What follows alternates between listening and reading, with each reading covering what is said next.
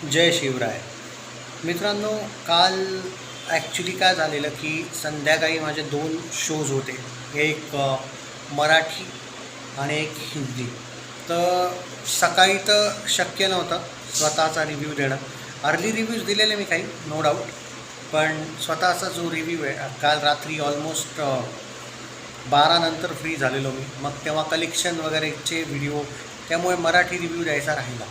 आणि माझी तर पहिलेच इच्छा होती की जेव्हा एक शांततेने पूर्णतः एक पीसफुली मी रिव्ह्यू देऊ शकेल, सगळ्यांचे रिव्ह्यूज वगैरे देणे झाले असतील, त्यामुळे म्हणलं की यार ठीक आहे, मराठी रिव्ह्यू आपण आरामात देऊ. मी एवढंच सांगेल, चित्रपट बघून पहिले जेव्हा टीजर आलेला तेव्हा मी सिरियसली टीजरची गोष्ट करतो, मी ट्रेलरची नाही.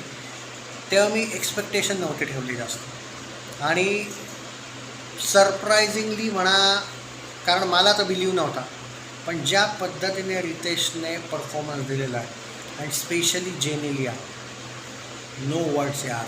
म्हणजे सर्वांचे परफॉर्मन्स छान आहे, यात वाद नाही. हां, आता तुम्ही या बाबतीत थोडासा ॲर्ग्यू करू शकता की कलाकार ज्या पद्धतीने, हिंदी कलाकार बरेचसे आहेत आणि ऑब्व्हियसली काहींना डबिंग वगैरे करावं लागलं असावंच, पण ज्या पद्धतीने काहींनी बेटर वेमध्ये, म्हणजे माझं एवढं म्हणणं आहे की काही कलाकार असे पण आहेत जे ज्यांनी स्वतः पण ट्राय केला आहे मराठी बोलायचा, ऑलमोस्ट सगळ्यांनीच. पण त्यापेक्षा यस, आय ॲग्री की मराठी रिव्ह्यू करताना मी हे नक्की म्हणेन की स्टारकास्टचा जो एक इश्यू आहे तो कदाचित तुम्ही कोणी मराठी ॲक्टर्स घेतले असते, काही महत्त्वाच्या कॅरेक्टर्सविषयी बोलतो आहे रॅदर दॅन सुपरस्टार वगैरे कोणाच्या, तरी ते परवडलं असतं, ते जास्त बेटर इम्पॅक्टफुल वाटलं असतं. पण तरी त्या गोष्टी जरी बाजूला ठेवल्या तरी हा चित्रपट खूप सुंदर आहे, जबरदस्त बनवला आहे, एक्सपेक्टेशन्सच्या खूप पुढे आहे. मी शॉक्ड आहे ज्या पद्धतीने सेट्स बनवलेत आणि ज्या पद्धतीने युद्ध, स्पेशली वॉर सिक्वेन्सेस, जे मराठी इंडस्ट्रीमध्ये असले VFX वगैरे जेव्हा आपण बोलतो, आय ॲग्री की एक खूप मोठं युनिवर्स बनतं आहे. जसं पावनखिंड, शेर शिवराय, त्या टाईपच्या ज्या फिल्म्स आलेल्या आहेत, नो डाऊट ॲट ऑल, त्यांचं एक वेगळं युनिवर्स आहे. पण जे यातले वॉर सिक्वेन्सेस आहे, ऑब्व्हियसली बजेट कुठे मॅटर करतो आज कळलं असेल. मी हे नाही म्हणत आहे, त्यात त्या मूवीज पण जबरदस्त आहे आणि जबरदस्त त्यांना प्रतिसाद मिळाला, तो वेगळी गोष्ट आहे त्यांच्या ठिकाणी. पण जे वॉर सिक्वेन्सेसची गोष्ट आपण करतो आहे, जिथं बजेट खरंच यूज केला गेला आहे जबरदस्त तऱ्हेने, मजा आली. आणि first time in Marathi industry मी एवढं म्हणेन की यस, वॉर सिक्वेन्सेस बाबतीत मी या चित्रपटाला टॉपवर ठेवू इच्छितो. मला तरी हा फील झाला. By the performances wise Sanjay Dutt, Salman, Vidya Balan, Bhagyashree, everyone is okay, good. But the main character Riteish Deshmukh, ज्याच्यावर नॉट ओन्ली डायरेक्शन, ते तर होतंच त्याच्यावर एक चॅलेंज, पण हे पण चॅलेंज होतं की बरीचशी मीडिया, ऑब्व्हियसली टीजर बघितल्यावर तर मी पण तसा डाऊट केलेला, कारण महाराजांचं जे एक व्यक्तिमत्व आहे, समहाव असं वाटत होतं टीजर बघून तरी की यार समथिंग इज मिसिंग. पण ज्या पद्धतीने ट्रेलर आला आणि नंतर चित्रपट बघितल्यानंतर रितेशने जे सगळ्यांना चुकीचं प्रूव्ह केलं, ते मला बघून बरं वाटलं. इनफॅक्ट मला पण नाही, खरंच. कारण हे पहा, आपण कधी पण असे चित्रपट उलटं असं आपला काहीही पहिला रिव्ह्यू असो, आपण कधी असं नाही एक्सपेक्ट करत की यार मी जे म्हणेल ते खरंच व्हायला पाहिजे. कमीत कमी या चित्रपटांबाबतीत तर नाही. उलटा आपण एक्सपेक्ट करतो यार जास्त बेटर बनावं आणि आपलं म्हणणं उलटं खोटं ठरावं, असंच प्रे करतो, बरोबर. जेव्हा असे चित्रपट येतात ज्या पद्धतीने, मी सिरियसली सांगतो आहे, हां, मी एक अजून पण ॲग्री करतो, स्टारकास्ट थोडी बेटर होऊ शकत होती. I agree with this. Somehow बाकी कॅरेक्टर्सविषयी वगैरे म्हणतो आहे मी, पण I am okay with it. म्हणजे ठीक आहे यार, इट्स लाईक खूप असं नाही झालं की जे मी एक्सपेक्टेशन ठेवलेलं ना की यार गडबड झाली, असं नाही झालं. सो त्यामुळे हो, थोड्या बाबतीत मी ॲग्री करतो, स्टारकास्ट हा टॉपिक आहे, बट हा निगेटिव्ह पॉईंटमध्ये जाईल एवढा पण वाईट नाही आहे. It's good, okay.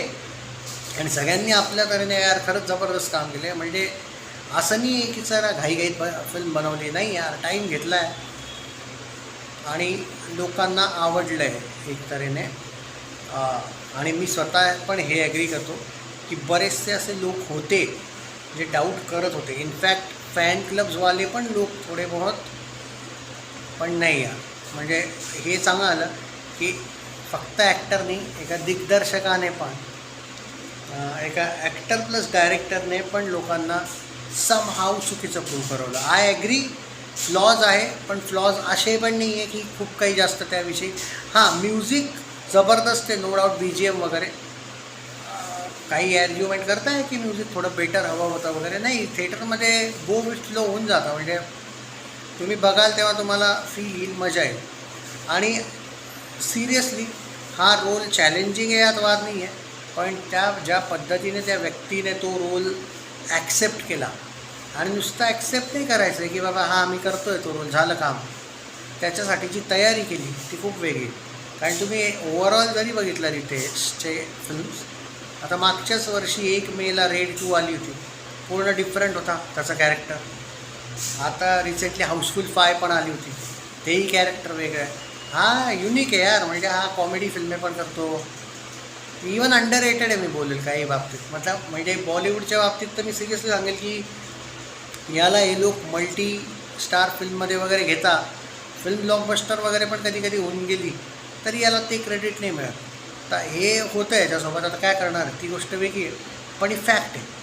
बाकी इज व्हर्साटाईल. कारण जर तुम्ही हिस्टॉरिकल फिल्मही करताय, तुम्ही कॉमेडी फिल्मही करताय, तुम्ही लव्ह स्टोरीजही करताय, तुम्ही विलन पण म्हणताय एक विलनमध्ये, I mean come on. So तुमच्यात आहेच. आणि जेव्हा हिस्टॉरिक फिल्म करतं यार कोणी, तर मग यार डेफिनेटली खूपच वेळ. आणि यार सगळ्यात जास्त तर जेन इलियाचं कौतुक आहे यार. मी सिरियसली सांगतो आहे, मला एवढं सुरुवातीला नाही एक्सपेक्टेशन होतं. म्हणजे मला माहिती ती ॲक्टिंग करेल यार, ऑब्व्हियसली, यात नो डाऊट. पण तरी यार ते चॅलेंज होतं ना ज्या पद्धतीने. अँड स्पेशली अभिषेक बच्चनविषयी पण बोलायचं राहिलं, ही इज टू गुड. म्हणजे ओके यार, त्याने पण त्या मानाने चांगलं. काही जणं त्याच्याविषयी थोडंसं मी बघतो इकडं तिकडं, पण यार मग तसं जर तुम्ही मिसकास्टिंगविषयी बोलायला जाल तर मग बरेच जण आहेत जे तुम्ही ज्यांच्यावर डाऊट घेऊ शकता. असं नाही आहे, ठीक आहे यार. म्हणजे मी तर स्वतःच सरप्राईज आहे की मला हा एक्सपिरियन्स मिळाला. 5मधून 4 रेटिंग दिली मी. हिंदी ला 5मधून 4 दिले.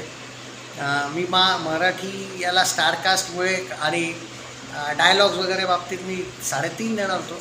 पण ज्या पद्धतीने रितेशची मेहनत आहे ना यार ॲज अ डायरेक्टर, त्यामुळे 5मधून 4 कमीत कमी तर डिझर्व करतो. ऑब्व्हियसली मी कंजूस आहे 5मधून 5 देण्याबाबतीतला नाही. मग काही गोष्टी आहेत ज्या फ्लॉज जे मी इथं नाही बोलत आहे. 5मधून 4 I think this is a perfect rating. Obviously तुमचे मतं वेगळे आहेत, 5मधून 5 पण असू शकता, तुम्ही तुमचा ओपिनियन देऊ शकता. पण मला यार जे वाटलं ते मी रेटिंग दिले. But I really love the film and must watch it in theatres यार. Please share the video.